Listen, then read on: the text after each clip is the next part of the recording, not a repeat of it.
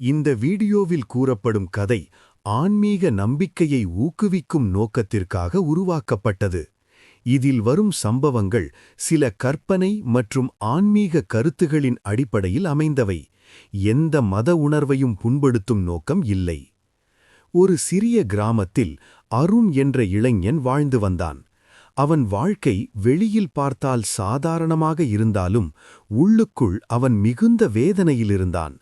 குடும்பத்தில் கடன், வேலையில்லாமை, நண்பர்களின் அவமதிப்பு எல்லாம் சேர்ந்து அவன் மனதை உடைத்துவிட்டது. அவன் எத்தனை முயற்சி செய்தாலும் வேலை கிடைக்கவில்லை. வீட்டில் அம்மா தினமும் கவலையுடன் இருந்தார். அப்பா நோயால் பாதிக்கப்பட்டு படுக்கையில் இருந்தார். குடும்பத்தின் பொறுப்பு முழுவதும் அருணின் தோள்களில் விழுந்தது. ஒரு நாள் இரவு மழை பெய்து கொண்டிருந்தது. மனம் மிகவும் உடைந்த நிலையில் அவன் வீட்டை விட்டு வெளியே நடந்தான். என் வாழ்க்கை ஏன் இப்படியாக இருக்கிறது என்று அவன் மனதில் கேள்விகள் எழுந்தன. அவன் நடைப்பயணம் செய்யும்போது கிராமத்தின் எல்லையில் இருந்த ஒரு பழமையான முருகன் கோவிலின் முன் வந்து நின்றான். அந்த கோவில் மிகவும் பழமையானது. இரவு நேரம் என்பதால் யாரும் இல்லை. ஆனால் அந்த கோவிலின் உள்ளிருந்து வரும் தீப ஒளி அவனின் மனதை ஈர்த்தது. அவன் மெதுவாக கோவிலுக்குள் சென்றான். முருகன் சிலையை பார்த்தவுடன் அவன் கண்களில் கண்ணீர் வந்தது. முருகா, என் வாழ்க்கையில் ஒரு வழிகாட்டுங்கள், நான் மிகவும் சோர்ந்து விட்டேன் என்று அவன் கைகளை கூப்பி அழுதான். அந்த நேரத்தில் கோவிலின் மணி தானாக ஒலித்தது. அவன் அதிர்ச்சியடைந்தான். சுற்றிலும் யாரும் இல்லை. ஆனால் அந்த மணி ஒலி அவன் மனதை ஆழமாக தொடர்ந்தது. அவன் அங்கே அமர்ந்து முருகன் பெயரை ஜபிக்க ஆரம்பித்தான். ஓம் சரவண பவா, ஓம் சரவண பவா. அவன் அதை தொடர்ந்து 108 முறை ஜபித்தான். அந்த இரவு அவன் வீட்டிற்கு திரும்பியபோது அவன் மனதில் ஒரு விசித்திரமான அமைதி இருந்தது. அடுத்த நாள் காலையில் ஒரு அதிசயம் நடந்தது. பல மாதங்களாக வேலை தேடியிருந்த அருணுக்கு திடீரென ஒரு அழைப்பு வந்தது. அவன் முன்பு விண்ணப்பித்திருந்த ஒரு நிறுவனத்திலிருந்து வேலைவாய்ப்பு கிடைத்தது. அவன் அதிர்ச்சியடைந்தான். இது முருகன் அருள்தான் என்று அவன் மனதில் நினைத்தான். அவன் வேலைக்குச் சென்ற பிறகு வாழ்க்கை மெதுவாக மாற ஆரம்பித்தது. சம்பளம் கிடைக்க ஆரம்பித்தது.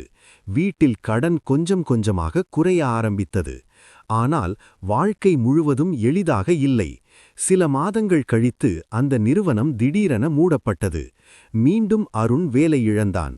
அவன் மீண்டும் கவலையில் மூழ்கினான்.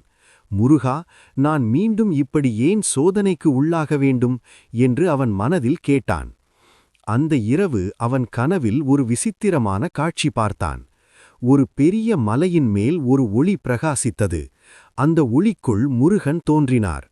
அவரின் கையில் வேல் பிரகாசித்தது. முகத்தில் கருணை நிறைந்த சிரிப்பு. முருகன் மெதுவாகச் சொன்னார், அருண், சோதனை இல்லாமல் வெற்றி கிடையாது. நம்பிக்கை வைத்திரு. உன் வாழ்க்கையில் நான் இருக்கிறேன். அவன் பயத்துடன் விழித்தான். அந்த கனவு அவனுக்கு ஒரு புதிய தைரியம் கொடுத்தது. அவன் மீண்டும் முயற்சி செய்ய ஆரம்பித்தான். ஒரு நாள் அவன் நண்பருடன் சேர்ந்து ஒரு சிறிய தொழிலைத் தொடங்க முடிவு செய்தான். ஆரம்பத்தில் பல சிரமங்கள் இருந்தன. பணமில்லை, ஆதரவு இல்லை, பலர் அவனை கேலி செய்தார்கள். ஆனால் அவன் தினமும் காலை எழுந்து முருகன் பெயரை ஜபிக்க ஆரம்பித்தான். ஓம் சரவண பவா. அவன் மனதில் ஒரு நம்பிக்கை இருந்தது. முருகன் அவனை கைவிட மாட்டார். மெதுவாக அந்த தொழில் வளர ஆரம்பித்தது. மக்கள் அவர்களின் வேலைக்கு பாராட்டு கூற ஆரம்பித்தார்கள். சில வருடங்களில் அந்த சிறிய தொழில் ஒரு பெரிய நிறுவனமாக மாறியது. அருண் தனது வாழ்க்கையை நினைத்து ஆச்சரியப்பட்டான். ஒரு காலத்தில் துன்பத்தில் இருந்தவன் இன்று பலருக்கு வேலை கொடுக்கும் நிலைக்கு வந்தான். அவன் முதல் சம்பளத்தில் முருகன் கோவிலுக்குச் சென்று பெரிய அன்னதானம் செய்தான்.